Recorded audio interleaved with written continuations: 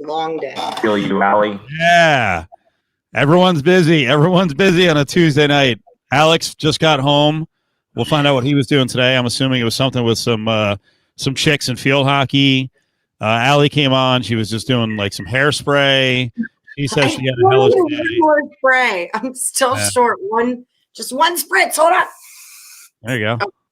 Okay. Do it. The AA meeting. These people live very busy lives. Very busy lives. We do. I'm sorry. All I do is watch TV. So that's it. That's our lives encapsulated. So what's up, everybody? Jump in. Say hi. Don't be rude. How's it going? Don't be rude. How y'all doing? Man. Yeah, I'm sorry. I was totally napping. I had a super long day. I got a massage today. That was super great. Needed that. Yeah, definitely needed that. I have a chick that comes over my house every 2 weeks, and it's worth every freaking penny. Wait, you said you have someone come to the house, or you go to Spring Mountain? No, I have someone come to the house. That way, if I want a happy ending, I'm already here. There's a shower. You know, it's no big deal. It's just weird if you're some of those places offer table shower, I believe, is the terminology I see. Is that the terminology? You happen to hear about this? Is that right? I happen to hear about table shower. By the way, can you guys hear me okay? Because my internet's being a little inconsistent right now. So do you guys hear me okay? No, you sound great, man. We can hear like full audio of you chewing. We can hear you hitting the bowl. It's great, man. It's actually the best it's ever been. Yeah, it's amazing. You're totally funny. That's funny. I can see you just scooped a bunch of shit off the nacho table, put it in a bowl, and you're good to go. The nacho table from Friday. You left it out. You left out your nacho table from Friday, and now you're scooping up the final remains of the 3-day-old sour cream.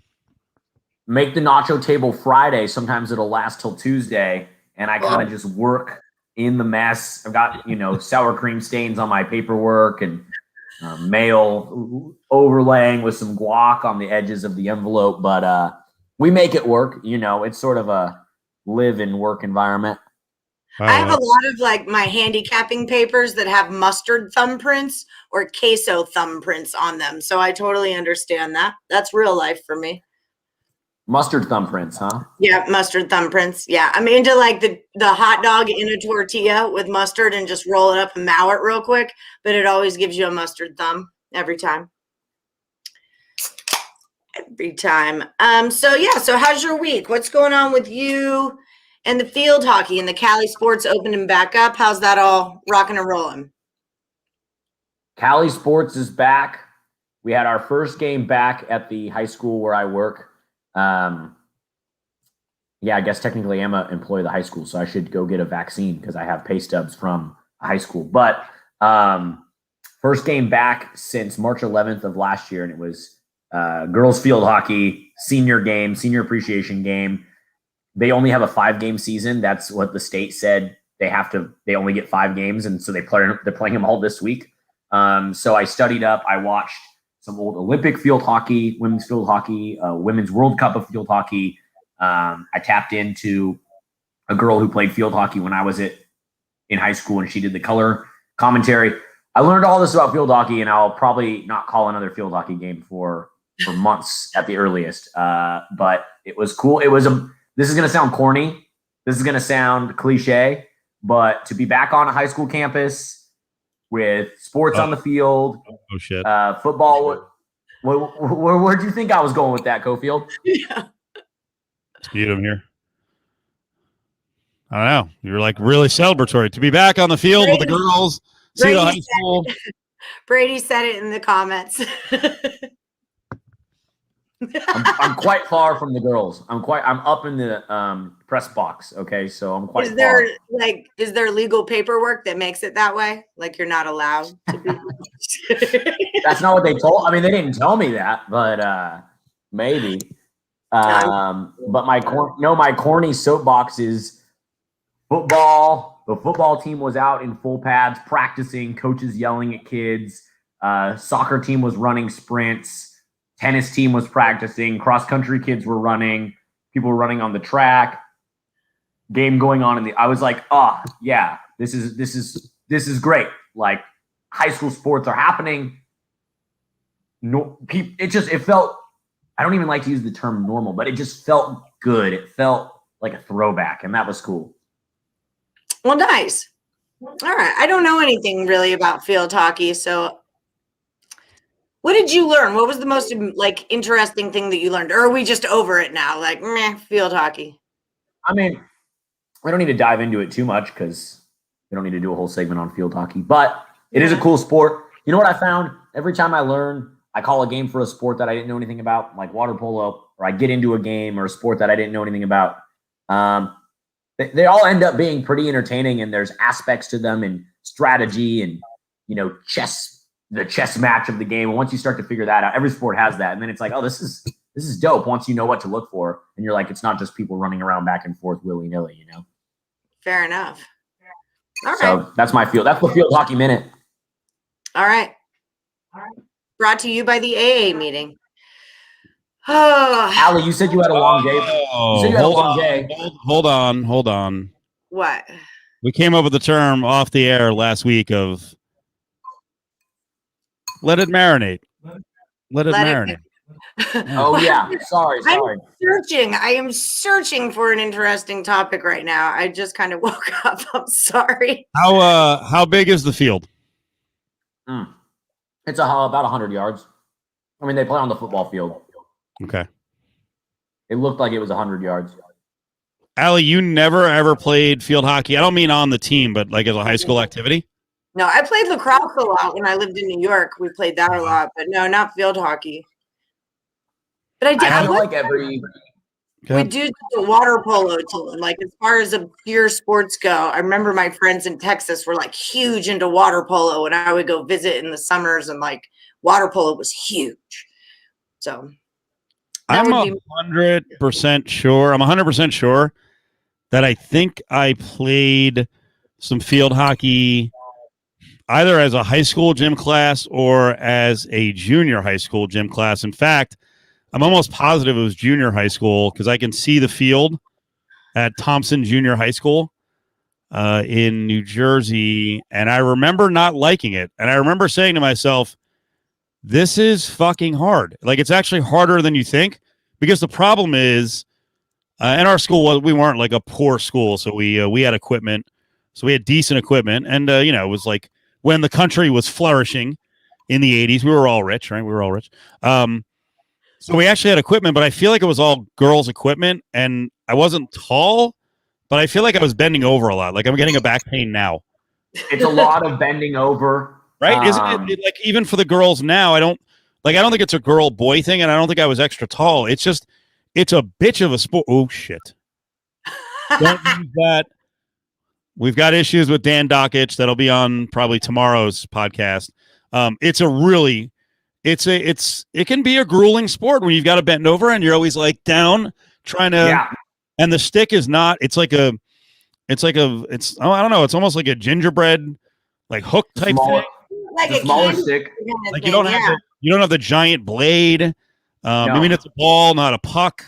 And you definitely have to wear shin guards. You definitely have to wear shin guards because you will get annihilated in the shins. Yeah, a girl got whacked in the shins today. Oh, by a stick? By a ball, just a direct shot into her shins, and she hit the turf. That looked very painful. Yeah, there's a lot. The stick is smaller, and you're only allowed to hit the ball with the front of the stick. You're not allowed to hit it with the back. So you always have to be like keeping it a certain way, bent over. So if you're on, say you're righty and you're on the left side, you've got to do this ridiculous like run around the freaking stick. Yeah, you got to. I'm righty. If I want to be like and do this, that's like a tennis swing. You can see my backhand. But if you want to do that, you're not allowed to do it. Yeah, like the coaches will be like, get your feet around. Like you have to run it. All the sticks are right-handed. There's no left-handed stick. So left-handed players have to use a right-handed stick, and they have to just run around with it. And also, outside of the U.S., it's very common for men to play it as well, like in the Netherlands, Germany, Sweden, other countries. It's men and women. India, it's just U.S. It's primarily a women's sport. I was waiting for some of the homophobes, misogynists, to pop in the chat room and start mocking on me for playing field hockey and gym. in junior high school. So no one else remembers that. No one else is that old that you. I think we were more progressive back in the 80s, except for like every other area. But in gym class, I think we were made to try all different sports, even if they were predominantly female sports. So I feel good about myself. That's why I'm so well-rounded. So I had to look up why field hockey sticks are all right-handed. Apparently, it's a safety concern and it's injury prevention. And wait, hold on 1 second. There's no lefties? Yeah, there are left-handed players, but you can't use a left-handed stick. No way. Safety concerns and injury prevention were the primary reason for banning left-handed sticks from competitions. Left-handed sticks create too much danger on the field when used in competition against right-handed sticks. Players trying to tackle opponents are much more likely to get hit accidentally. But apparently you can, it says it is possible to obtain a left-handed field hockey stick. Maybe I'm in the wrong hustle. I mean, maybe I need to be like selling left-handed field hockey sticks on the low. Maybe I'm just missing out. Yeah, that's kind of crazy, huh? So do we look at this as discrimination, or is it actually something you could look at positively if you're the parent of a female athlete? Because I think I have a positive spin to this. Because it absolutely does. True lefties. Like, Alex, I'm a true lefty. I'm a true lefty. I can't do shit with my right hand. Allie, you're all righty? No, I'm a little back and forth. Wait, what does that mean? What can you do lefty? Things? I don't know. I could do things. Like, I'm an artist. I sculpt things. Like, I'm a two-handed He said I'm only left. I can't do shit with my right hand. Well, I can do lots of other stuff with my left hand. I can pick things up. Like, I have use of it. I have a right hand. Drive a car.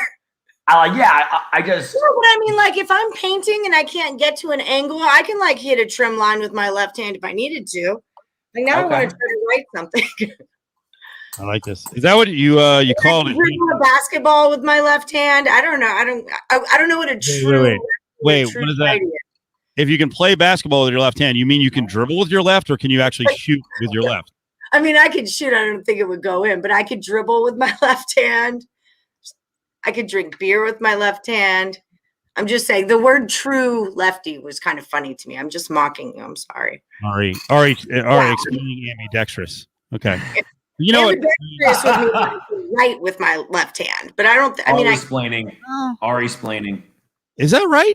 So I feel like I'm sort of ambidextrous from a sports standpoint, but I can't write with my right hand. Like, I write lefty and I play sports righty, but I think I can do some stuff decently with the left hand. I think I can shoot out to 15 feet with my left hand in basketball. I can't bowl lefty, so that's a weird one. I couldn't bowl lefty. Could I play tennis lefty? No. Could I work on it? Yes. Yeah. Alex, you notice we were just kind of parsing through this topic like as deep as we could so you could finish eating. Oh, really? Is that why? Where did you get there? No, I actually, when I said let it marinate, I was fascinated by Allie and her claims of being ambidextrous, and now she's trying to write lefty, which is, that's not bad. Thanks. Yeah, that's not bad. Ambidextrous. I don't think I'm like ambidextrous, but I definitely use both of my hands for a variety of tasks. Okay.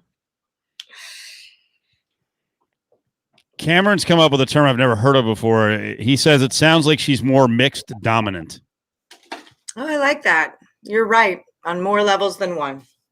Dudes, I had a great freaking day today betting on sports. I increased my betting limits because my bankroll got bigger, and I went 3-0 on my straight bets today, and I lost one teaser, but it was a really good little day of basketball for me today. What does that mean, you increased your betting limits? Because my bankroll grew, so like your betting limit should increase with your bankroll size. So my bankroll got to a point where I could move my limits up. So it's always like scary on that day because you're like, this is the day I'll go 0-3 and I'll wipe myself back down to the other way. But it didn't work out that way. It was a good day. This is theoretical. It's not actually on the Sportsbook app that all of a sudden they're like, you can bet 75 a game now up from 50 because you're doing better. No, my personal unit size. My personal unit size grew. A lot of double entendre tonight. Personal unit size? My personal unit size. You just got that. Welcome to the party.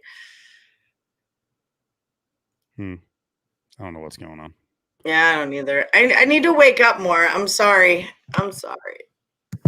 Well, man, oh no, I wanted to ask you something, Allie. Okay, you said you had a heck of a day, but then you went in and said, I got a massage this afternoon, which to me negates any claim of a hard, grinding out day when a masseuse comes to your house. But I said I had a long day. I had a very long day. But no, my show getting massaged. Well, that was 1 hour of my day from noon to 1. I had like the fourth time I've had a camera in front of my face. Third time I glued eyelashes. Second time I glued eyelashes onto my head. I mean, it was a long day. No. Respect. I had freaking here's something we can talk about. I feel like I need my mic on. My kid's science project, right? We're doing the homeschool business, and I'm completely against science projects, the take-home business.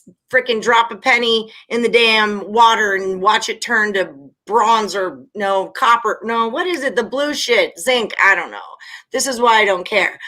So yeah, there's this whole list of requirements for his science project and all this stuff he has to do. You know what? He doesn't want to do a science project. And you know who's going to end up doing it? Me. And you know who's no freaking time for science projects? Also me. So do you think, I'm going to ask you in the chat as well, should I do this kid's science project and turn it in and make myself crazy, or should I give it a middle finger? He can take the F, and maybe next year when he's redoing 5th grade over again, he will have learned to do his own work. And really my question is it even fair for teachers to give us this right now? Like, I work full time. I'm a single mom, and the last effing thing I need to do is figure out if freaking batteries and forks can make a coin spin and shit. I'm so over this science project. It's 3 emails a day I'm getting about this. What do you think? Make me feel better. I never really thought of it because I don't have kids. I haven't had to work on a science project besides my own. Well, apparently you hang out at high schools a lot. What'd you say? So will you hang out at high schools a lot? That's true. I am science fair adjacent. I might get asked to I've been asked by the high school to MC the dance, like the high school dance team, like performance recital. So I am like 1 degree away from getting asked to like MC the science fair. So but let me bring it back to you. Now that I'm thinking about all the science fair projects I did, they were hardly scientific. And my mom did most of the work. And I actually went to, in 8th grade, I went to I made it to the county level, and then I made it to the state level at the science fair. I made it to the California State Science Fair. My mom, and you know what? So my mom's an artist, so you probably share this connection. My mom's an artist, and my presentation and my board was dialed in. But the science itself was whatever. It wasn't really scientific, but the board was killer. The board was badass, and I went all the way to state with my board. So in that case, Allie, I never thought about it, but no one's doing any real fucking science, you know? Well, last year, so the big science project last year, can you hear me? I just popped this in. Is this good? Can you hear me? I can hear you. I can hear you just fine. Like, it doesn't look like you can. So last year, the science project was freaking paper airplanes, right? So on point with the board, right? Because that's what I do. Board looks great. Find printer paper, but it looks like a sky. We folded 5 different kinds of airplanes. We've got thrust, and that's really the only one I remember, to tell you the truth. But lift, thrust, something and something. And then he gets points docked because he got a parent's help. And I'm like, y'all really think that kids are doing this all by themselves? I got docked points because they could tell that I help. I think that's completely crap as well. Oh, that's like being so picky. Mm-hmm. They're like, we want it to suck a little bit. I get where they're coming from, but I'm with you though. Like, how many science fair projects are real science? My science fair project was like, it was whether or not people could tell the difference. The one that I went to state for, it was whether people could tell the difference between soy or like fake, like this was kind of ahead of its time too. Now that I'm talking about it, vegan products and animal products. So I had like soy milk and real milk, soy ice cream and real ice cream, fake and bacon or whatever, like and real bacon. Did that and like blind taste test. And I followed the scientific method because I had like a hypothesis and a this and a that experiment. But that's not really like science necessarily. That's more like I don't know, maybe food science. I don't know. It was science adjacent at best. Well, I would get that it's science because, like, to make things like ice cream or cheese out of something like a bean is its own kind of, chemistry that you got going on there. And you were very ahead of your time. That is a good point. All the kids in our school, like, want to drop Mentos into soda bottles. Like, that's their science. Oh, sugar. But then we get going. Look, I said sugar and not the SH word. I'm getting there. My best girlfriend's kid did one like soaking gummy bears in various liquids. It tripped me out because now I'm thinking, holy shit, is that how, there it goes. Is that what is like going on with gummy bears inside of my stomach? I mean, these things get humongous. It does not, I don't think I'm ever going to eat gummy bears again. Like, even if they're the magic kind, I think I'm out on gummy bears. I haven't had gummy bears in a minute, but that sounds delicious. Well, don't drink soda when you eat them because soaking gummy bears in vodka. I do remember that because it's a hot mess. But yeah, sorry, that was my mom rant. It's like every day I'm getting 3 emails and it's making me feel like a bad parent. And you know what? I'm not subscribing to that. I'm over science projects. I did my 5th grade science project, or my mom did. Someone did it, but I'm not doing his. That's how I feel about that. Oh, the Pepsi challenge. I remember that. Did you ever take the Pepsi challenge? Was that like, can you tell if it's Pepsi or Coke or? Yeah, it was a big deal. Like, I remember at the mall, you would like, there were booths at the mall. I was probably like in maybe 6th or 7th grade. And yeah, they'd be hidden and you take a sip and like you pick one. And then if you win, you got like a Pepsi card, like a card with your name on it. Like a Pepsi. I'm a card carrying Pepsi Club member. Yep, card-carrying Pepsi drinker. Yeah, it was a big deal. It was like, because wasn't it, I want to say it was Max Headroom. Like, the Pepsi went on a big thing. I was listening to a podcast the other day they were talking about fast food advertising and like soda advertising, sort of, and how bad it's gotten. Like, McDonald's ads back in the day used to just be like Michael Jordan dunking and a Big Mac. But now it's like fast food companies are like trying to go viral online and stupid things like that. And we miss the day. I do miss like 90s soda and fast food advertising. Remember Tab? Tab was huge. And the best with those McDonald's was when it was Larry Bird and Michael Jordan. And they'd be like off the backboard, this, out the stands, nothing but net. That was like the business. Yeah, those are classic. I don't know what the equivalent is today. It's all garbage. Yeah. I am kind of obsessed with the progressive guy who teaches you how not to be like your parents. Like, that's the best commercial out there right now. Commercials floor me. I laugh so freaking hard. And my mom is like so into buying the live, laugh, and love things. I'm like, mother. The part of that commercial where I think they're like the hardware store or something, and the girl walks by with the blue hair, and they're like, we all see it. We all see it. That is so real. That is so good. Oh, I like when he asked, today we're going to open a PDF. Who wants to try? And the chick, like, with the glasses on, was like, no. No, but that's real. I told you about how I fixed the internet for with the email. Do you remember I told you guys about how my dad, he has his laptop, like his work laptop at home. And then he had like during COVID, he like took his work computer home and he was like, I can't get the email from my laptop to my desktop. Like I don't know how to get the email on here. And I was like, well, have you tried? And he was like, and he was really mad. He was like, I'm on the phone with fucking Geek. Like he was cussing. When my dad like starts getting cussing, I'm like, oh, he's getting really mad. He's like, I'm on the fucking phone with Geek Squad. Your mom has me calling fucking Best Buy. And I'm like, okay. He's like, they can't come out. I work 5 days a week. So what, they're going to come out fucking Saturday.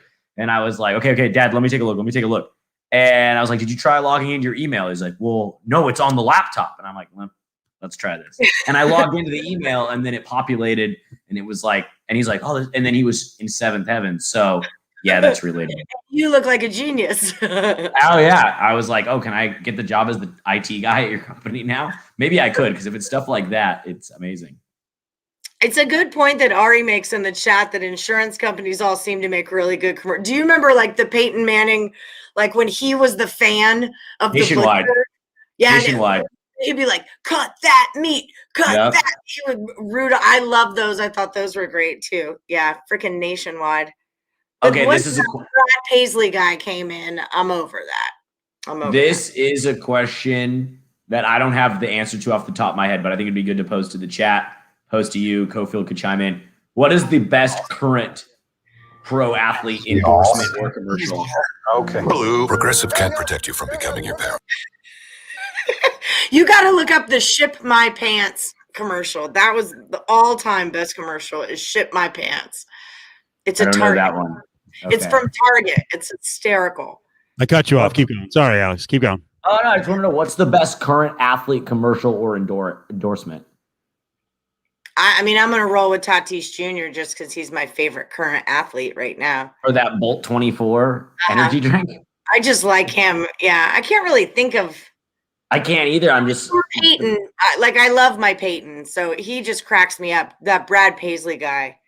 Baker Mayfield is in everything. He's in everything. That's funny though when they make it his house and like that's pretty good. Bathroom, that's hysterical. He's going through the bathroom. He's like, I got 40,000 people coming here. I need this toilet fixed. So I agree with that. Yeah, I shit my bed. I shit my drawers. Oh, this is the best commercial. Cofield, I'm finding it for you right now. I mean, you know which ones don't really move the needle for me anymore, or any of the State Farm ones. I don't care about the Mahomes, Jake. I don't care about Jake, Drake, Patrick Mahomes, Aaron Rodgers, Chris Paul, the fake Chris Paul. Like the entire State Farm thing is kind of dead to me. I completely agree with that. I didn't even know that was Drake. I was like, that's Drake? I had no idea. I always thought he was more of like an Usher built guy or like a Justin Timberlake built guy. He's pretty thick. He's been in the weight room. He's like a guy. Yeah, he's a guy's guy. What am I doing, Steve? Yeah, but I totally agree with you. Not into Jake and the free pizza in that business. Can anyone react to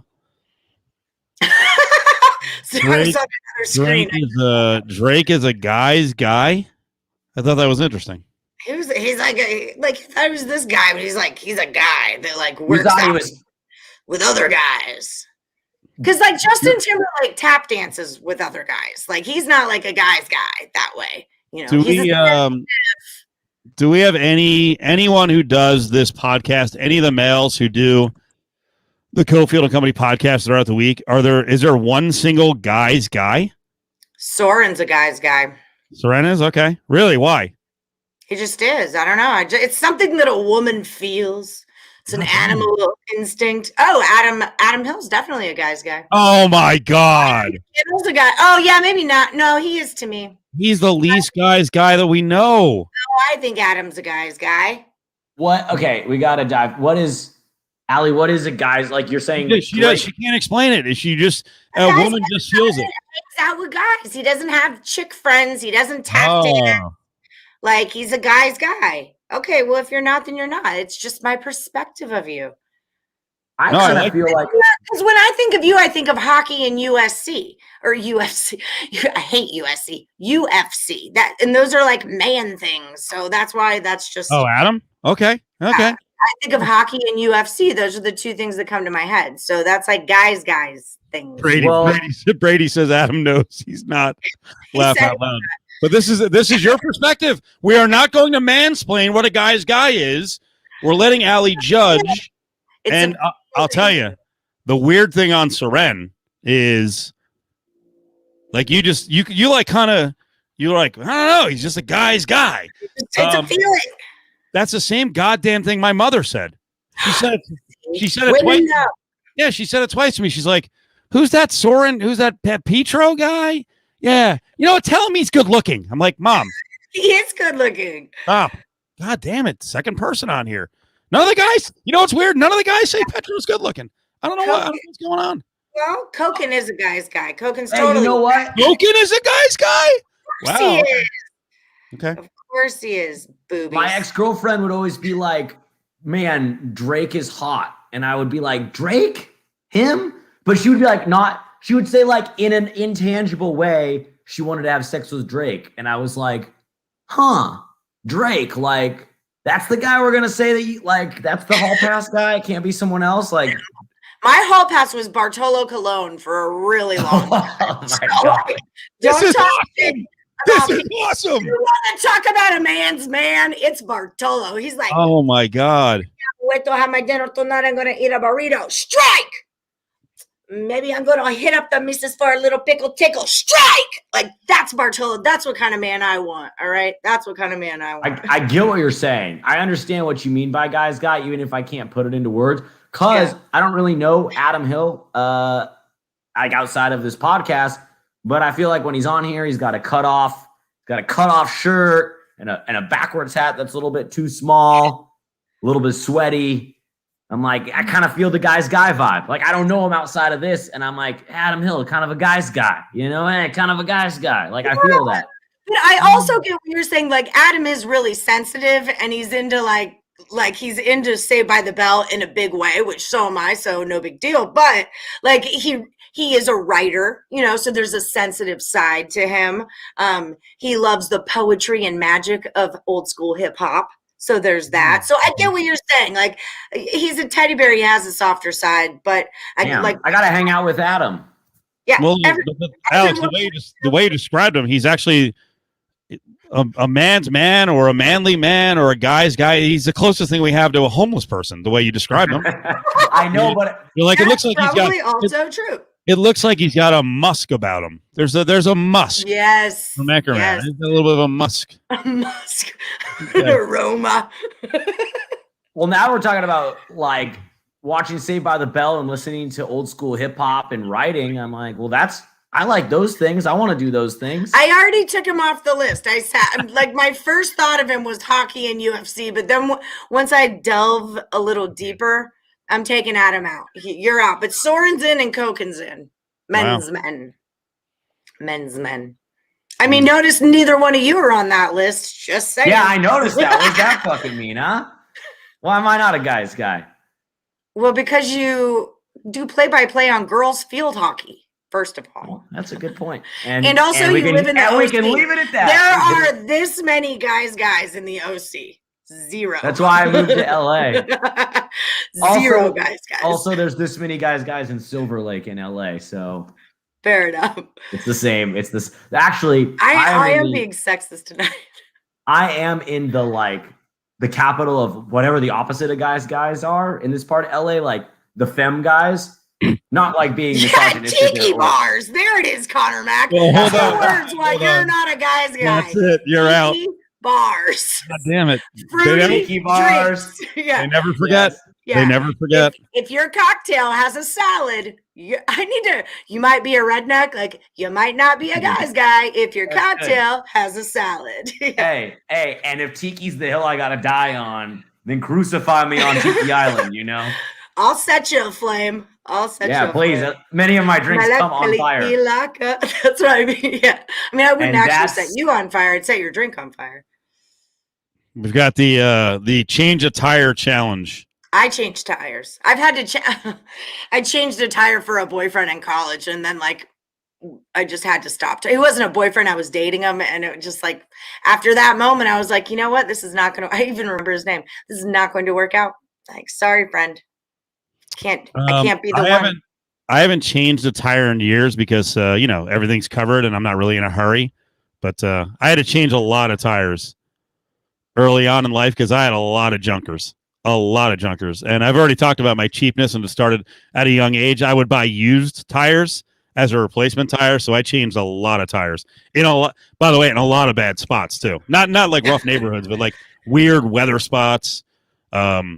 Yeah, I've shredded my share of tires. So I'm not saying it makes me a guy's guy. I'm just saying I don't know that that's the one challenge that makes you a guy's guy. No, it's not. Brady's trying to call me a lesbian because I was changing the car for my girlfriend, but I'm from Texas. I'm all NASCAR, man. I grew up on NASCAR and Formula One races, and like, if I could not change a tire, I wouldn't even be in my family. You don't understand. Adam's response to, could you change a tire in 10 minutes? He said, not in 10 hours. Adam, we're done. We're over. Freaking Seren. He does have a good beard. That's a man's man right there. He does. Yeah. Now I'm thinking of what's his musk, you know. It's he smells lovely. You know what's weird about Seren, not to get into his family background, I think his daughters would say he's a guy's guy. I'm not sure his wife would. Yeah. But you know, we're going to pose that question tomorrow. Someone, if anyone here is watching tomorrow, remind me that I have to ask one Seren Petro if he considers himself a guy's guy and if his wife does. I don't think the SO would say that I'm a guy's guy. So I'll have to ask her when she's awake. Well, I think cats has something to do with that too. I don't know if guys can be cat guys. Ooh, good and one. I don't mean that in a bad way. Like my guy the ex was a cat guy, and he was a man's man, but I don't know if he's a guy's guy. Those are two different things. You know what I mean? It is a fascinating conversation because I think, you know, it's not even a joke. I think, you know, people talk about women, and women say this too, that basically they can look at a guy and they kind of know within like a couple of seconds or a couple of minutes, like I would do that. Like that person. I know immediately if I would have sex with you. You either have it or you don't. But I don't know if that means you're a guy's guy. But like there's a sense on that one. But the guy's guy thing is actually kind of fascinating. I never had this conversation before. Well, I mean, I don't think it would be difficult for you guys to call me a guy's girl. You know, like I'm definitely not a girl's girl because I don't, you know, talk about anything that girls want to talk about, basically. No, I wouldn't call you a girl. Well, now you never know, man. You never know. I'm not a girl's girl. I know, but you never know. You never know. I would never know what. You never know. You never really know a person until you delve a bit deeper. Well, look, nothing on my fingernails. I'm not a girl's girl. You know, like that's just it. It doesn't work that way. My hair's in a shitty ponytail right now. I did glue those lashes on for you boys though, because I'm looking out. But no, I mean that's just it. Like, yeah, I would like to think so, but no, I mean that's just it. Guys, and by the way, I changed tires, which apparently puts me in the guy's guy category. So yeah, there's no way I'm a girl's girl. But I have girlfriends. I mean, like I have chick friends, but I'd rather hang out with my dude friends because those chicks don't watch sports, basically. Guys, hunt, field, dress an animal. Brady, like most of us didn't grow up in the fucking wilderness. I mean, what are you doing, Brady? Yeah. I'm going to tell you what. Work a grill smoker. Well, I can do 3 out of 4 of those. I can fish, I can change a tire, and I can work a grill or a smoker. But I'm not hunting for anything. Wearing makeup is not a girl's girl. That's just a standard. It's like by the way, I have a camera on me kind of a thing. You guys have to. That's a crazy thing. It's such an expectation. What does that say? Fold with a bunch of little things. Brady asked, "What are my finger tats, Bo?" They still fold. And then you know Colleen from the Office Bar. Her birthday is June 3rd, and mine is June 4th. So she has a 4 there, and I have a 3. But that's why we call each other wives. We're married on the other hand. But yeah, those are all of my hand tattoos. Oh, I do know how to unlock a car with a Slim Jim. Don't think I don't. I don't even need a Slim Jim. I can do it with a coat hanger. So there. I think you're making Ari feel bad. He's now turning it back on you. I feel like this whole concept is very regressive. It's not because it goes both ways. At the end of the day, I mean, I'm something everyone's, I don't know. I mean, it's just kind of fun. Yeah. I mean, none of it's negative. Like none of it's bad. If you're a guy's guy or not a guy's guy. It's nothing's bad. Guys, here's the thing. Well, because women have different tastes. Women have different tastes. So a guy's guy doesn't necessarily mean that you're going to get tookus right away. I do worry about No, because not all chicks are into guys. I worry about chicks are into that. I do worry about Ari because I'm not sure because it's been a long run. It's been a long run. He's had a rough time. I feel bad. I feel bad talking about Ari like this. He can't even defend himself. But look at he's talking shit right now. Look at him. Jump in. Gender fluid and whatnot. He's got an open invite anytime he wants, and this is what we do on the air. We talk. We are genuinely concerned for Ari's lack of activity with the ladies during the pandemic. We've been trying to help him. Doug Crofts called it out though. The no guy thinks Drake is good. This is my thing. That's right. No, it's not that one. I emailed you the one I want you to shit my pants one is so good. I don't want it to be as stereotypical as what we're trying to make it and like pigeonhole it and say this makes this and this like camping makes you. It's not about being a man. I'm not trying to question anybody's manhood.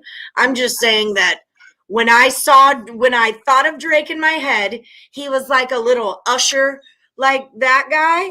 And then when I saw Drake in real life, he was like that guy. And I didn't realize that he was. And so I was like, oh, he's like a guy's guy. He's not like a musical theater guy. That's all I meant about it. But I'm not like insulting anyone's manhood over it. So don't get me wrong. You just didn't expect to see, you didn't expect to know that Drake was putting some time in the weight room. Yeah. And also I'm not into Drake. So don't get me wrong.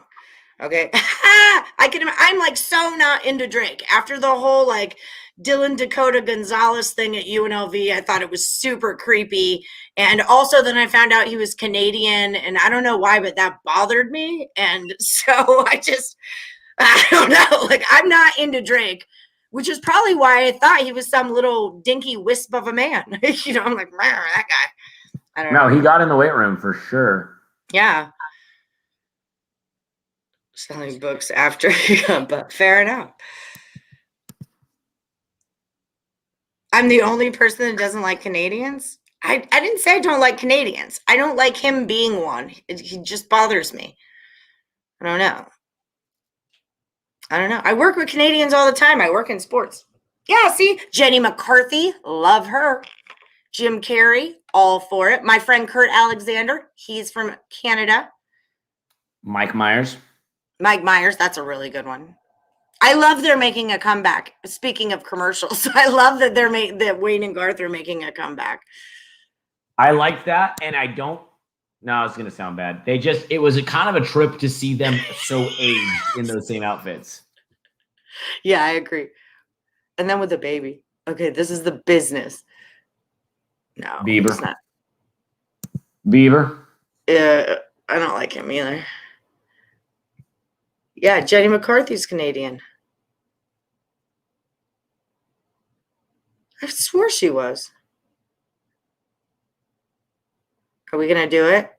I'm the anticipation. We're waiting for Cofield to play the shit. I don't know what's going to happen. I've never seen this. I was muted. I think Jenny McCarthy's from Illinois.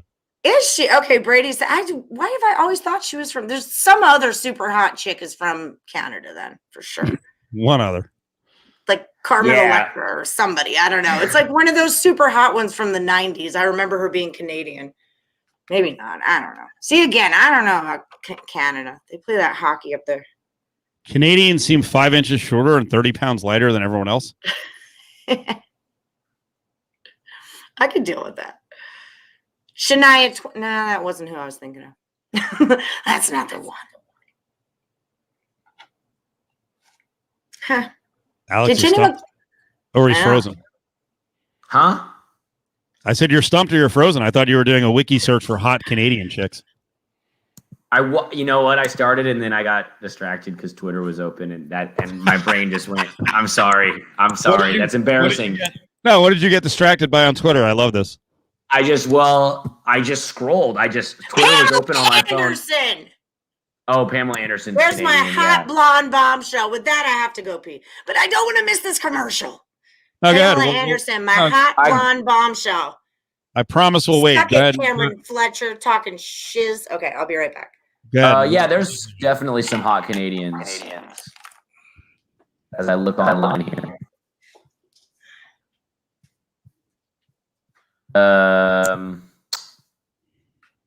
Ryan Reynolds and Ryan Gosling are hot Canadian dudes. Not guys though, I don't think. This is all. I think part of the guy thing is it. Well, now we're gonna mansplain while she's gone. Is it a let's go. Is it a look or is it a presence? Well, I think now I'm gonna mansplain. Allie thought Drake was more of like an entertainer type, like a skinny dancer theater guy, and he was buff. Okay, he was buff with a beard, and I think the thickness, he doesn't have a dad bod. He's like kind of not even ripped. He's just like thick, and I think she was like, oh, he's a guy's guy. I got to think about it. I might have to do a rank. I'm on a future. Tomorrow night I might do a top 10 guys according to me. Well, Cofield, this is me. You're not a guy's guy. You're muted. I was gonna say, to me, you always seemed kind of like a guy's guy, especially once I found out you had a meat slicer. I was like, to me, that's a guy's guy thing. Now, maybe I'm not the one to decide who's guy's and who's not. But the guy's guy, wouldn't that mean that you're appealing to me as a guy? Like, I'm like, Cofield's got a meat slicer. Like, I want to slice meat with him. Well, I think guys have guys and women have guys. That's fair. I think for me, there's too much information out there. There's too many like soft things that I'm into. Like what? So I get to squall. Well, first, the cat thing does kill me. Cat's tough. But I'm sure I've told plenty of stories where people are like, "What is going on here?" This is not a guy's guy. Yeah. Okay. I'm not. I mean, I've already accepted. I'm not. It's fine. Yeah, I don't think you were ever in the running, man. Sorry.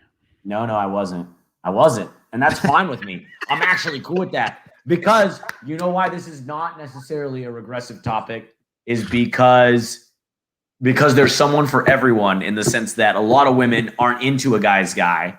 No. And a lot of women are like and also like dudes are into guys and dudes are not. Like everyone's into there's something for someone always, This is the real dangerous part is when guys start judging other guys if they're guys, if you understand what I'm saying. So if we all sit here and rave about Tom Selleck and like his fucking mustache, like he is one of those guys you look at, you're like, God damn it, he's a guy. I'm not as virile and like hairy as Tom Selleck. He's just a man's man. But it's weird because women can judge it and men can judge it. I will unmute you. Right? We were just getting into the science of the guy's guy. No, that's what I was just going to say. A guy's guy and a man's man are two different things, though. Huh. Okay, like Selleck and Burt Reynolds are men's men. Yeah, God damn it. There's no, you can't argue. You can't. Oh, here we go. This is one of my problems in terms of perception, whether it's looks or not. The fact that I'm so into Below Deck doesn't help my case. Like man's man. I watch weird reality, like Tom Selleck's not coming on here and going, God damn, man, I love The Crown and I love Downton Abbey. Like it's just I'm cooked.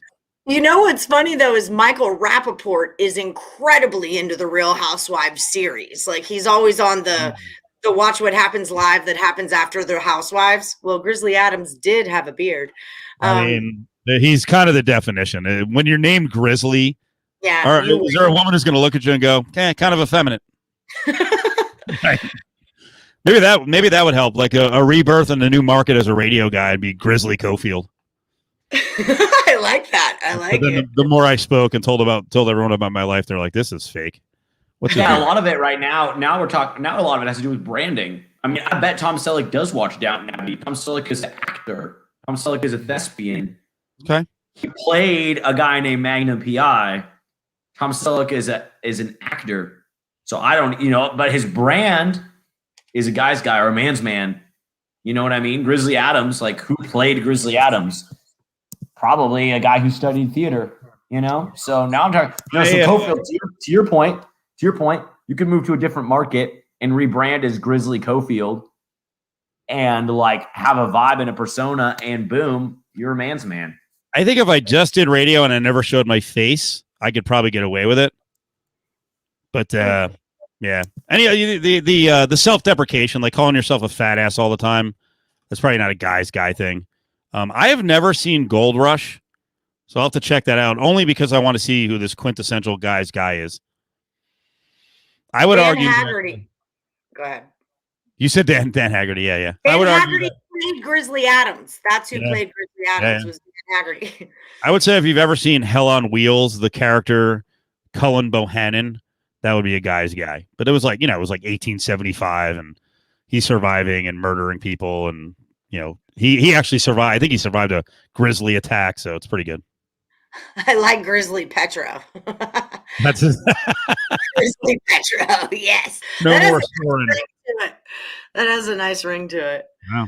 This guy's getting a lot of attention for not being on tonight, son of a bitch. You could have Grizzly Hill. That brings me right to the grassy knoll, though, so maybe that's not a good thing.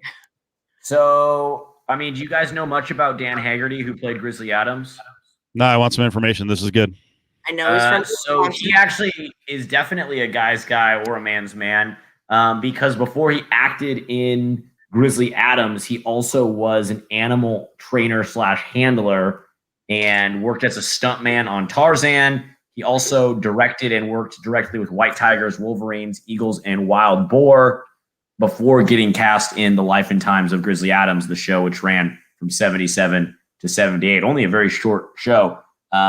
He also was arrested in the 1980s for selling coke to an undercover cop, and he lived on a small small ranch in Malibu with an assortment of wild animals that he had tamed or rescued from injury. There you go. On that one, Grizzly. So he's legit. Like, that is a man's man right there.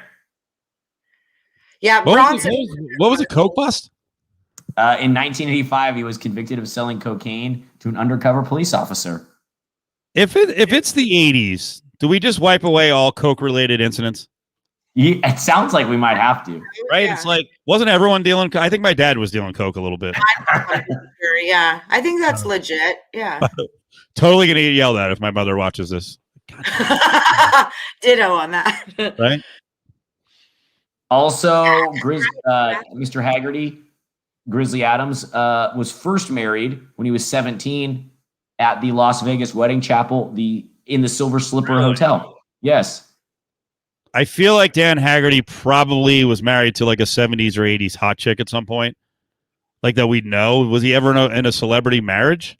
So his 17-year-old marriage that in 1959 lasted all the way until 1984.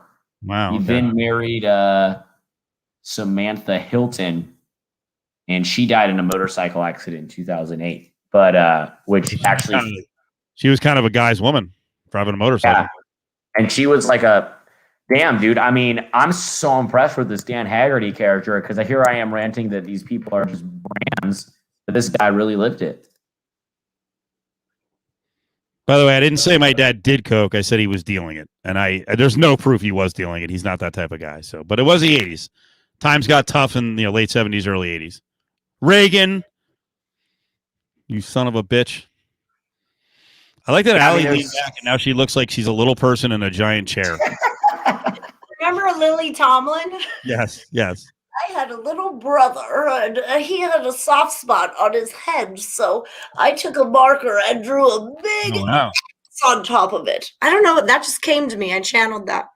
That was pretty good. It was pretty good. Thank you very much. Adam Hill that loves that Haggerty got divorced in 1984 and then was freaking. I love that. He probably collected on life insurance and needed to reinvest, Man. Oh man, this guy's Wikipedia. You don't often stumble upon this stuff, and then there's little nuggets. Dude, like I love in the film Americana, he provided a dog he had trained to fight for the production, and then in it he played the role of the dog's trainer. Also assisted in the set design and the restoration of a broken down carousel, which was featured prominently in the film. So he just brings a fighting dog, plays the dog's trainer, and then fixes the broken carousel. That's a man's man right there. You're so funny right now. You're cracking me up. He is. You're right. Yeah. You're right. Yeah. It just seems like you've never been exposed to one before, and you're like, "Whoa, men do this stuff!" Like, yeah, it's not all suntan oil and Ray-Bans, man. No, What do you think this is 1985? I'm teasing. I'm trying to sell coke to an undercover cop over here. Let's turn this back on Allie. Maybe this is too personal. Can Can we watch this commercial so I can move on with my life? No. It's 1 minute and 9 seconds. Yeah, we're gonna watch it, and then I got my question. That's a tease. I got a big question coming up. Okay. Let's see if this works. Ship my pants. Right here? Ship my pants, you're kidding. You can ship your pants right here. You hear that? I can ship my pants for free. Wow, I just may ship my pants. Yeah, ship your pants. Billy, you can ship your pants too. I can't wait to ship my pants, Dad. I just shipped my pants, and it's very I can't wait to ship my pants. All right. They're close. This kid, he said, and the grandma is like, wait, hold on. It gets better. Can't wait to ship my pants, Dad. I just shipped my pants, and it's very convenient. Very convenient. I just shipped my drawers. I just shipped my nightie. I just shipped my bed. You can't find what you're looking for at store? We'll find it at Kmart.com right now and ship it to you for free. This is like, I don't know, the 8-year-old boy. Right here? It just cracks me. That's the greatest marketing campaign there ever was. Like it just How did you see that? because they took it down. Like it wasn't up very long. Like you caught it, and there's different versions of it too. But yeah, they took it down. It wasn't up very long, and it was a while. I think it was like 93, but I always remembered it just because I always think it's Target. But yeah, it is Kmart.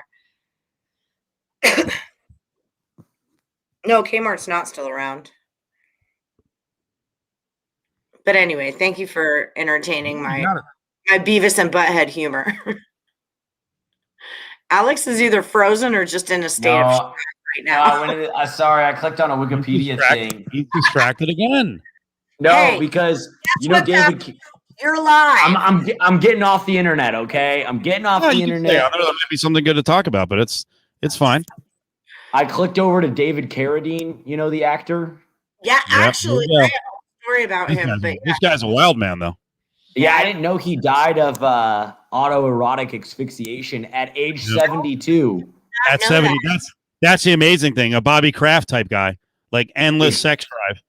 At 72, at 72, he's like, I need a thrill. like old Sting. Yeah, that's wild. I had no idea. I had no idea that you could autoerotic asphyxiate at that age. And wow. Is there an age limit on that? Like, I'm pretty sure you can do it at any age. That's not what they told me.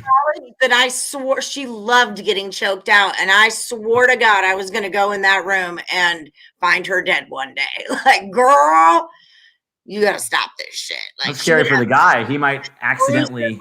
Yeah, well, I don't know how much he cared, but yeah. It was intense. But yeah, it's a real thing, and it does not have an age limit on top of that. So yeah. Do you think he was doing it for 50 years, or was it a new discovery? No, not a new discovery. You get into that earlier. Yeah. Really? Yeah. Oh yeah. You don't just try that at 72. You're a pro, but you push the limit. Yeah, for sure. Well, okay, so my fun little thing I can chime in on this, and I'm going to get shit talked or whatever. There's going to be a million jokes that are inappropriate, but whatever. So I was in like 2005, 6, 7, 8. No, 2004, 5, 6, we'll say. Good friends with Ron Jeremy. And Ron Jeremy, when Carradine died, he called his number and said, listen to this. He was like all bent out of shape about it. And I listened to David Carradine's voicemail message, like on the beep. And it was like, hey, it's David. Leave a message and maybe I'll return it, but maybe I won't be here to return it. So it was like this total premonition. Ron thought it was like this premonition to him doing this and that it was all on purpose, that it wasn't an accident kind of a thing. I know, Q Alley and the Hedgehog. He was a friend of mine. He really was. I taught him how to play poker in the World Series celebrity event in 2006, but I knew him before then. All right, so what happened? With what? So the Hedgehog. You know, I feel really sad about it. Because, well, I mean, I think we all know what happened to the Hedgehog. I never experienced that with him. I mean, when you hang out with Ron Jeremy, you're definitely going to expect, like, you know, weird, like, campy perverty, like humor, dad jokes, a lot of dad jokes.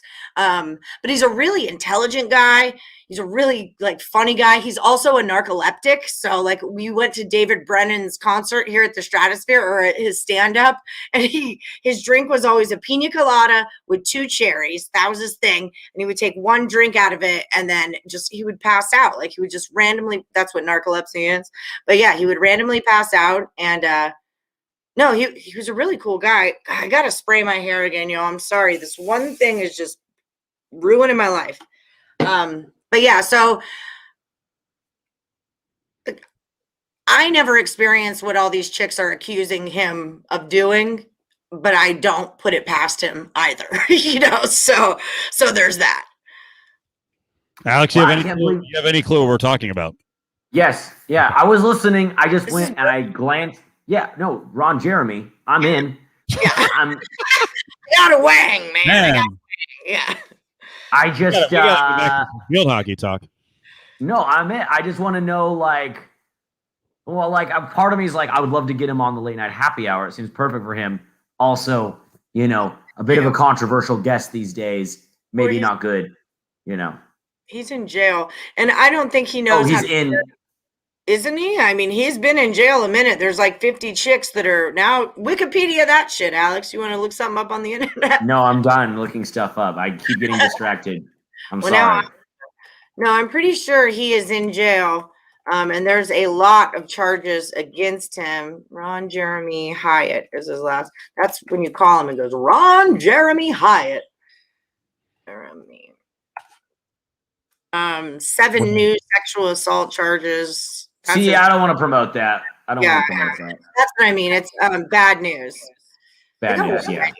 Ron had a flip phone until the last time I saw him, which was probably like 2009. Was probably the last time I saw him. He opened up a swingers club in Portland, and I was his date to the grand opening of it. It was the first time I'd ever been to a swingers club. It was completely weird. It was like, it was not my favorite experience. And I'm not like a super prude person, but I'm also not going to have sex with people in front of other people in public at a swingers club.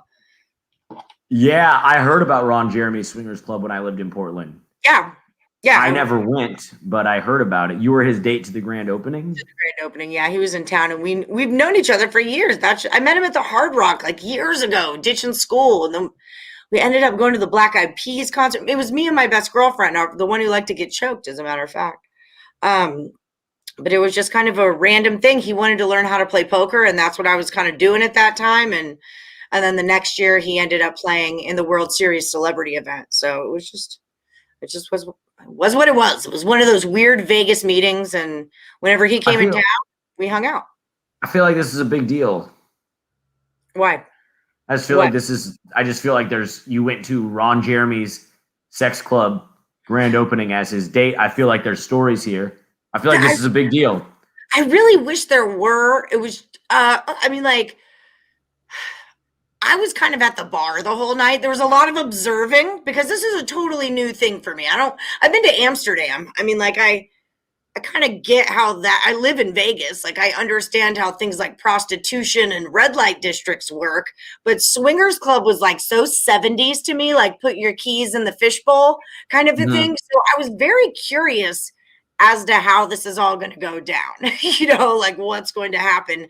But I kind of just hung out at the bar all night. And it was a lot of women coming up to Ron that wanted to sleep with him. And then so he would I was more there for, I don't want to even say photo ops because there weren't really photo ops. I think that's kind of uncouth at a swingers club. But yes. He knew that I lived in Portland and said, hey, I'm in town. I'm opening this club. Do you want to come with me, be my date? I was, yeah, let's do this. And I didn't exactly know what I was getting into. It's uncomfortable, but very interesting in a voyeur kind of a way, Yeah, for sure. I didn't go to one, but I tried to go to a sex club in Denver or outside of Denver. But so what happened was we went to Denver for my friend's bachelor party in 2018. Went to Denver for my friend's bachelor party, but to save money on the Airbnb, we stayed in Aurora. And then we ended up staying in like a really bad part of Aurora, but we just went with it anyway. It was super cheap. It was like $5 a person. Like it ended up being there was 16 of us. So it was this house with all these bunk beds and extra rooms, and like it could sleep. It was a house, but it could like sleep 16 people. And the owners were very kind of trippy, interesting people that gave us the tour, like, thank you, blah, blah, blah. And we asked them for recs, like, what should we do? Recommendations here while we're in town. They recommended this place, and I forget the name of it now, like Black Mountain Ranch or Black Mountain Lodge. They're like, it'd be really fun for you and your crew. Wink, wink. We're like, okay, look it up. Sex club, swingers club, high end, like nice, like out in the wilderness sex club. And then so we were like, first of all, we found out that the place we were staying was clearly a place where like swingers would stay.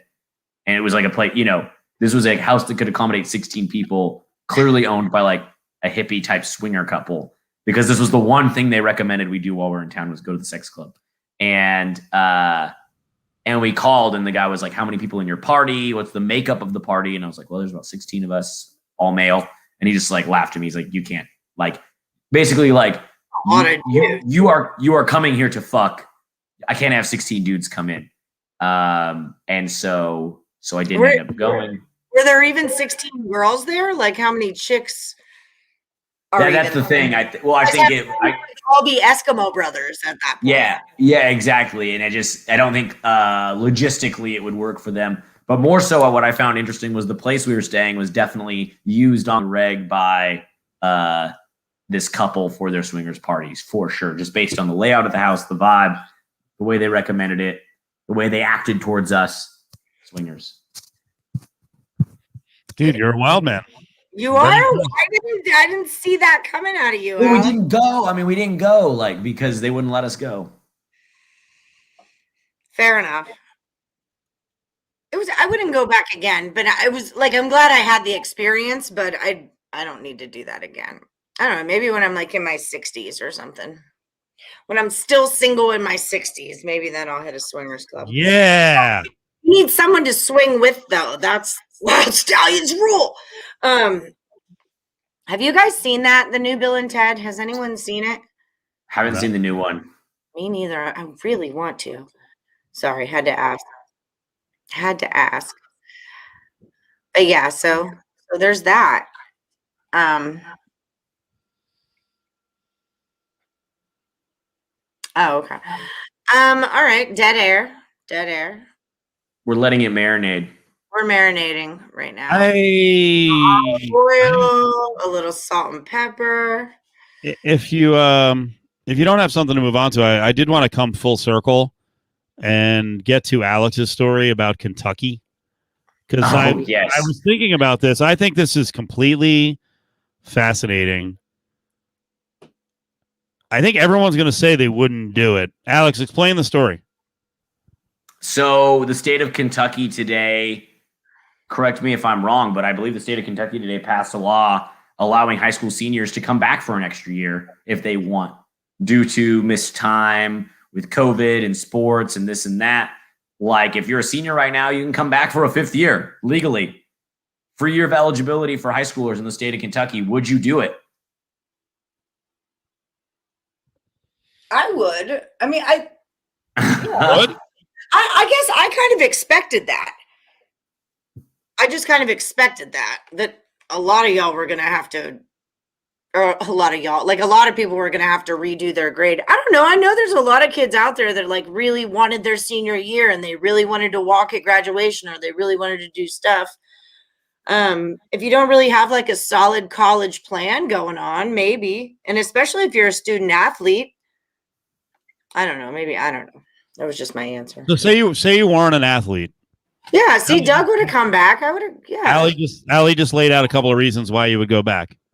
So you're not an athlete, but you can go back to complete your senior year. Because think about it, you didn't really have a senior year, and if you kind of like high school, like you didn't get to hang out with your friends, but then the flip side of it is maybe 95% of your friends are gone, so you won't be able to hang out with them. Are you cooler as a 19-year-old senior? Like, I think this is all, I find it fascinating. I think a lot of us when you're in high school, you're like, I'm done. But Allie just mentioned there are tons of kids who are not ready or don't have a plan. Not to get all serious with this, but I'm sure there's a lot of fun angles, but I don't know, I was thinking about it.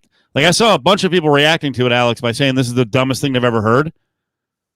And I was like, I don't think it's the dumbest thing. No. They go back.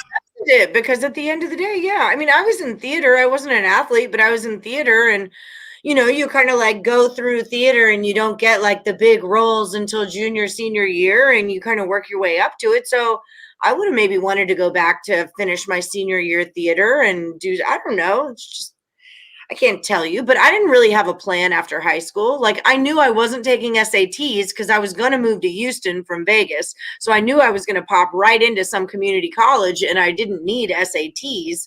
So I did that till I got a year of residency. And then I went to U of H for the other 3 years. So, I mean, I don't know. I might have hung around, especially if I didn't get to be a senior, because that's what your whole effing high school career is about, is being a senior.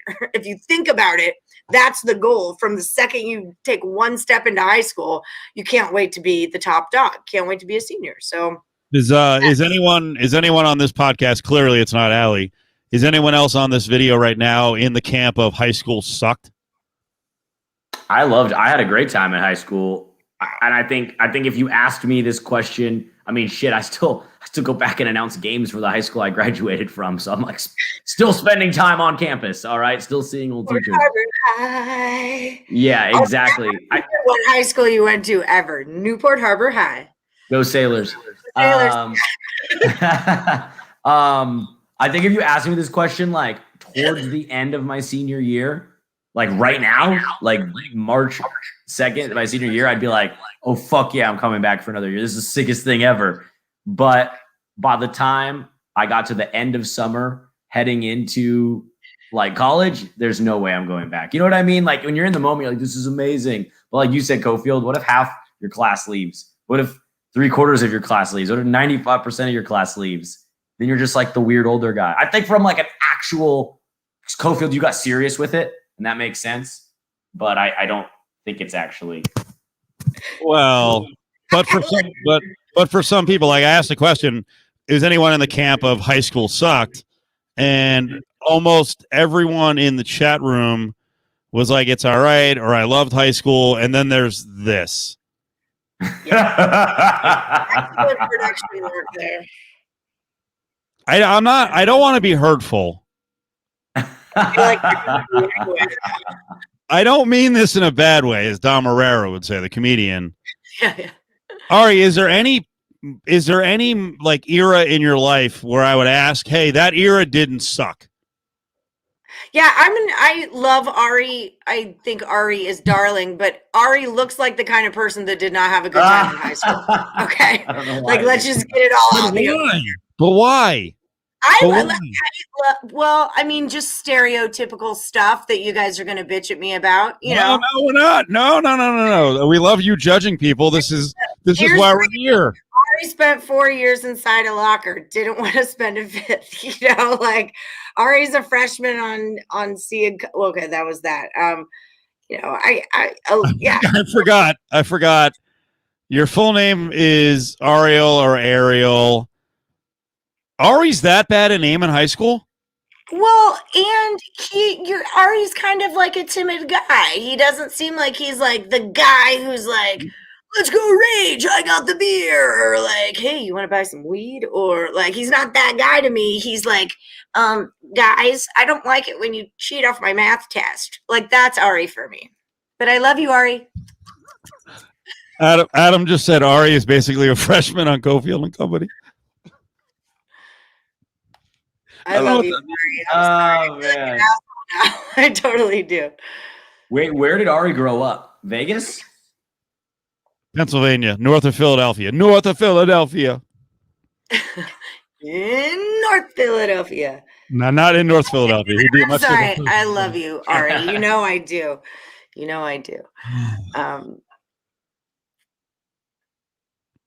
Yeah, socially awkward would be a good word for it, but there's nothing wrong with that. Isn't that a Seinfeld thing? But there's nothing wrong with that. But he's really not. Like Ari's making waves in the building. Like he's doing well. What kind of waves, like He's making- microwaves. Has he got a he's hot pocket in there?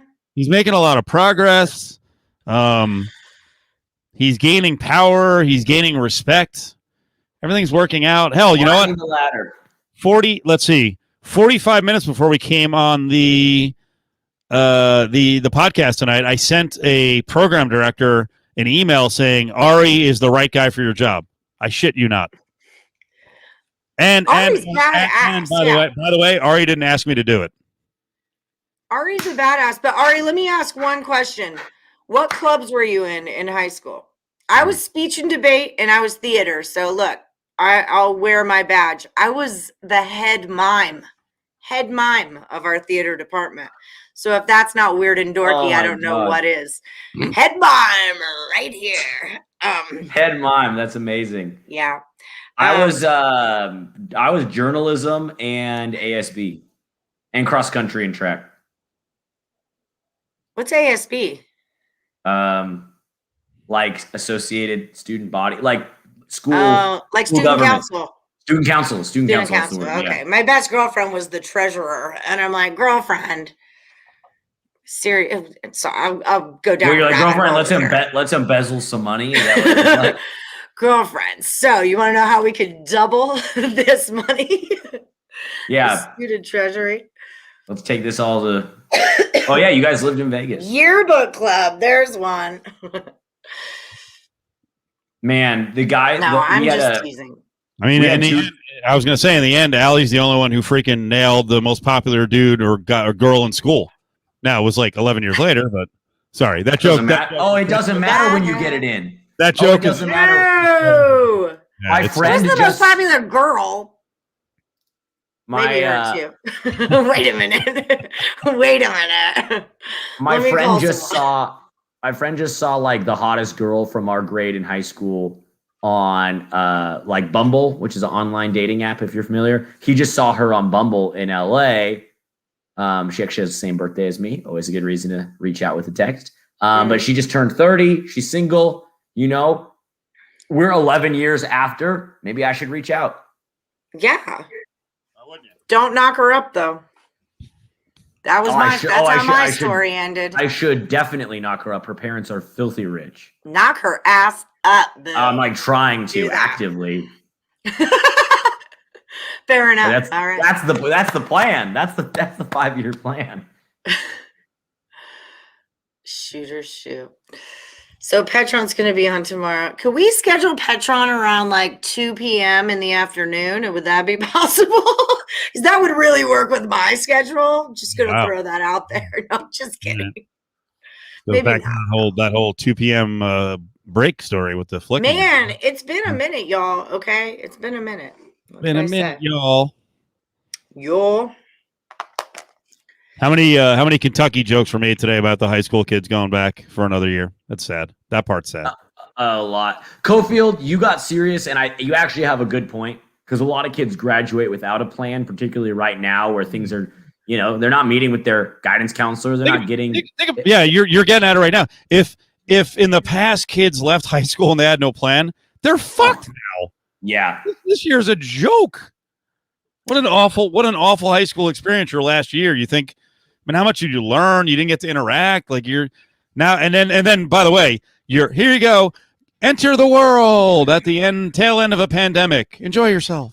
Yeah, because that's the whole thing. If you don't have a plan, your plan is basically, well, I'll just work until I figure something out. But how are you finding a job right now? Yeah, like people with jobs don't work right now. So people very good point. Jobs don't have jobs. Now they're on the market. So now you're competing against experienced people who lost their friggin' jobs. So yeah, that's just it. So very good point there.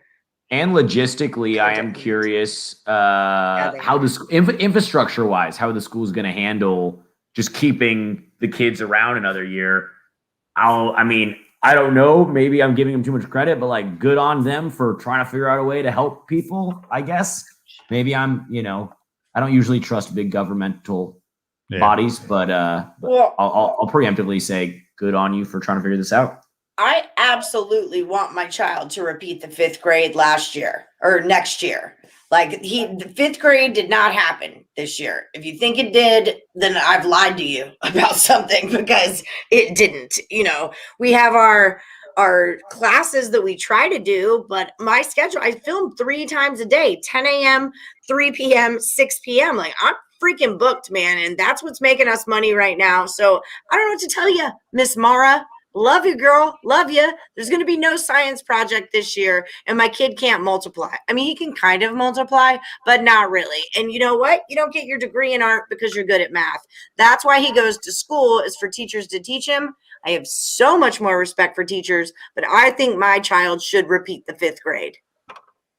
I really do. I like the holdback, not only for sports, right? You can make it work. Yeah. This is actually interesting, too. If you're a 19-year-old senior, you cannot go near freshmen, right? I mean, parents are going to be like, what the fuck? Who is this adult guy with a full beard around my 14-year-old? That is fantastic. I never even thought of that. It's creepy, but man. That's a good Alex, point. you've got like that 19-year-old mustache look. I mean, what would it be like? We should actually do an experiment. This would be awesome in California if you could go enroll and, kind of do like a video blog all year. Oh, like I pretend to be as a 19-year-old, yeah. I've thought about that. I actually have thought about that because whoa. No. You want to tell me why? You want to tell me why? Well, actually, Adam Hill's getting at it in the chat by saying, wasn't this a Drew Barrymore movie? Yeah, Never Been Kissed. But the movie Fast Times at Ridgemont High was based on, well, it was written by Cameron Crowe of, Almost Famous fame. But Cameron Crowe originally wrote it as a book.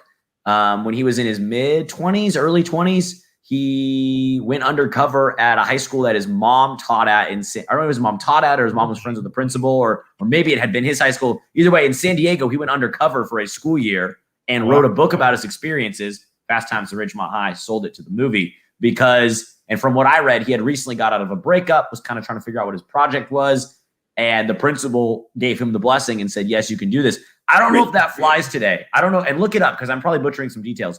I don't know if that flies today. But I've always thought, because I'm tight with the Newport Harbor principal, and I've always thought if there was anyone I could talk into this idea, it'd be him. He's an open-minded, progressive guy. And so, yeah, I've thought of that, Cofield, but there's some red tape involved for sure. By the way, you have such ties to your community. I don't understand why you left. You were so embedded around Newport. I don't know why you bailed to live. Like you are going to be the mayor. I mean, you're already like a living legend. This is amazing. I love that. You guys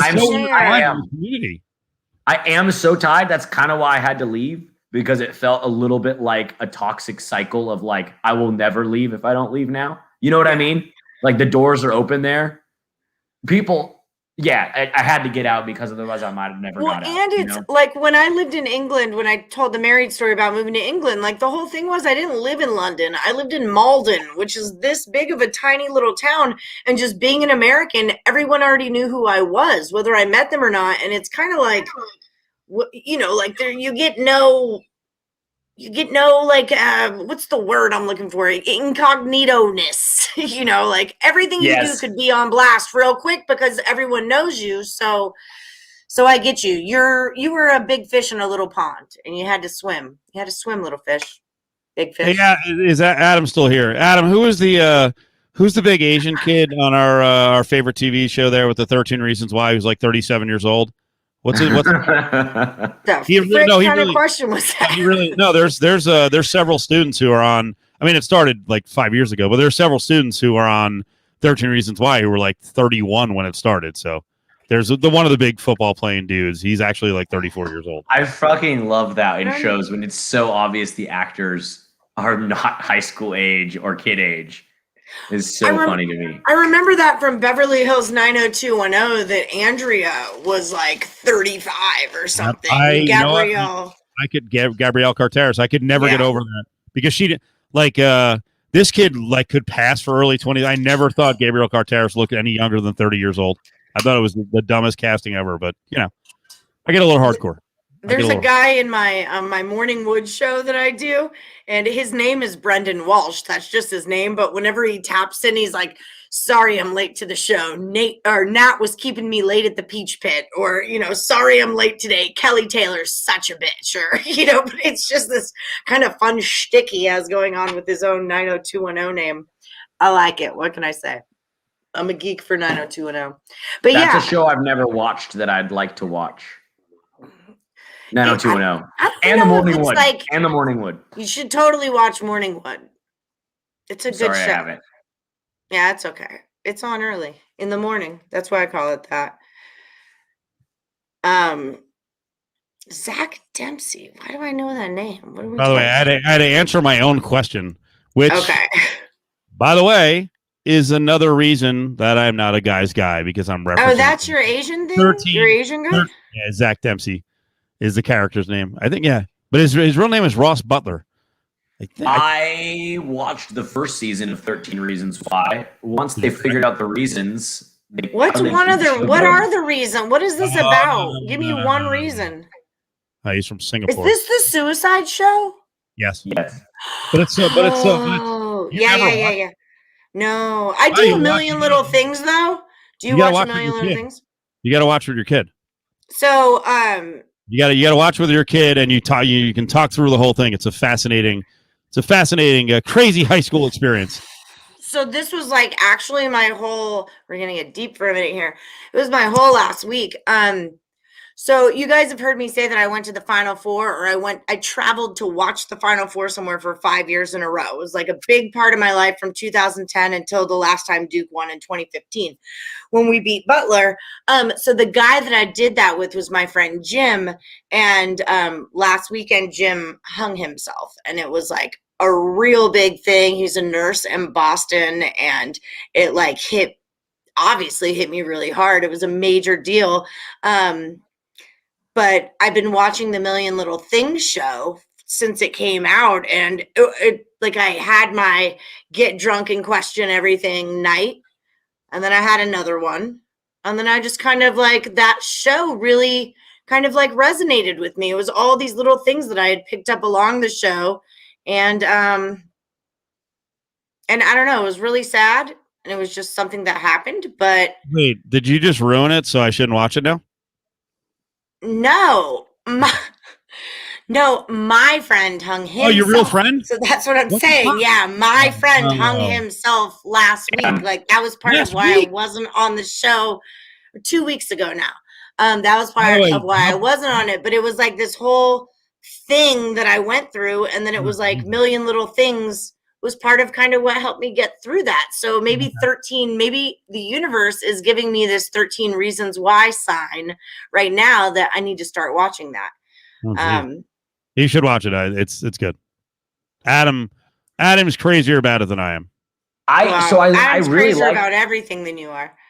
I really liked the first season, but I thought they solved the mystery, or did I miss something? I thought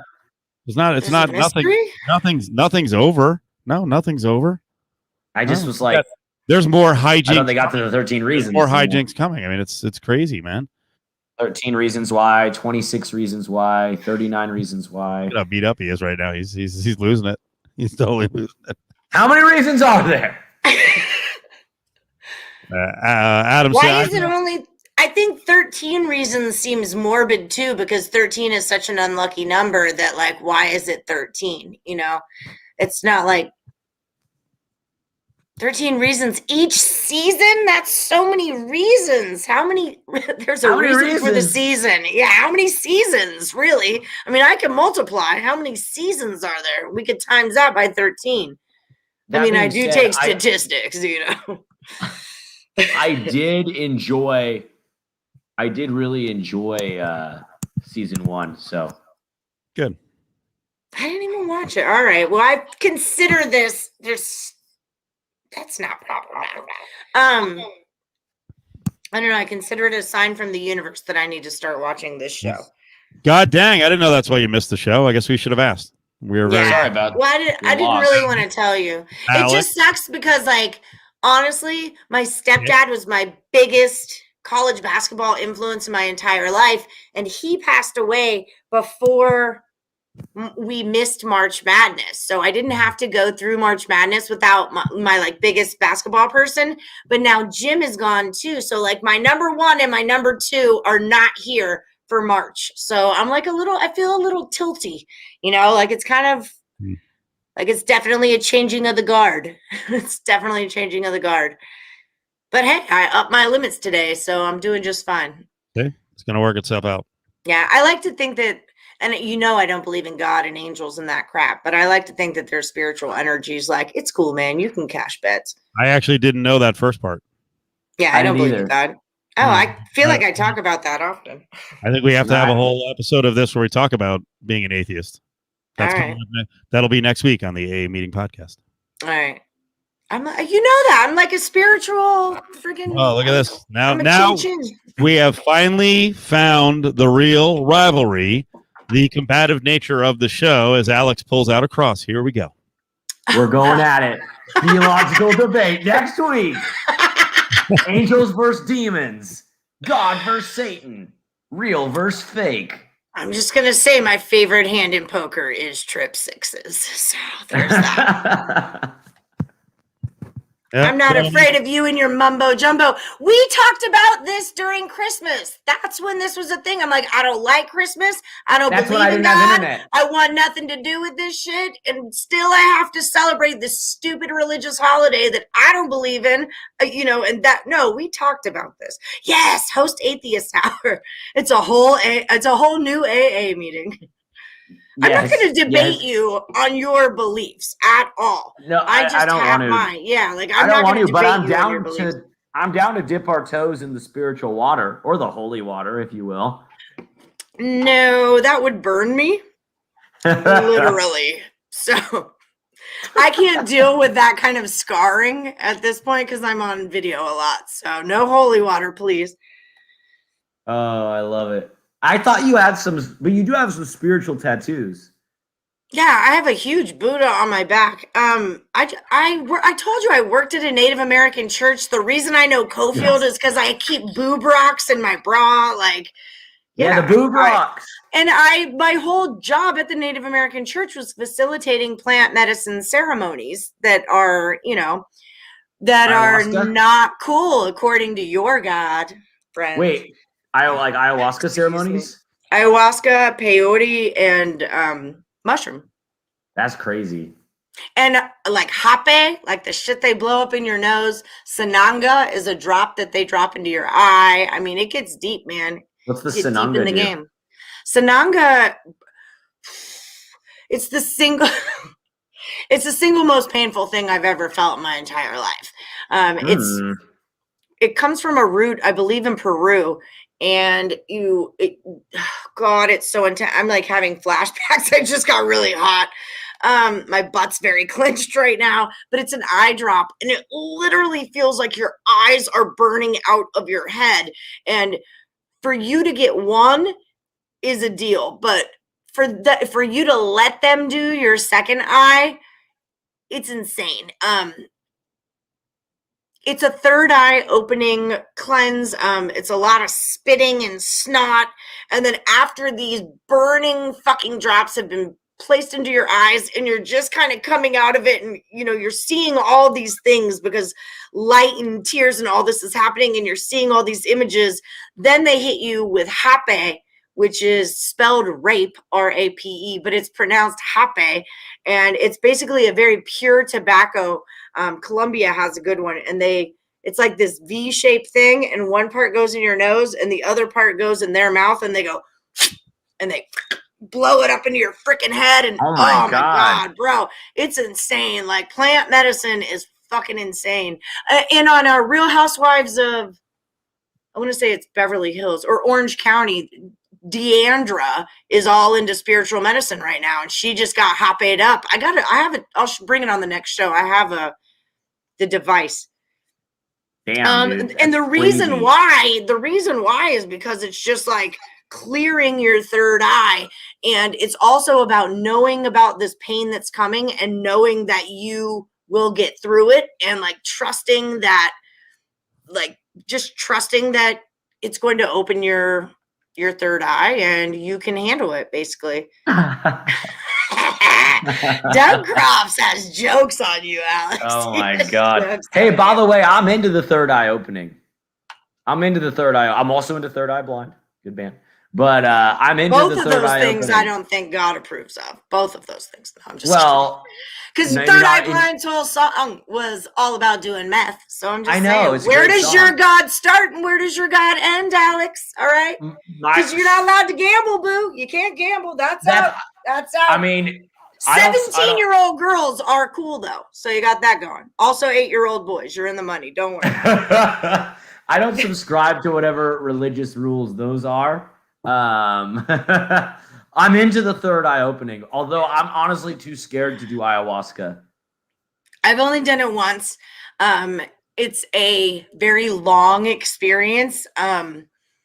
You fast for the entire day before, so you're starving basically the whole time. And they tell you how bad it tastes. Oh, thank you, Elliot. The first time you taste it, you're like, oh, it wasn't that bad.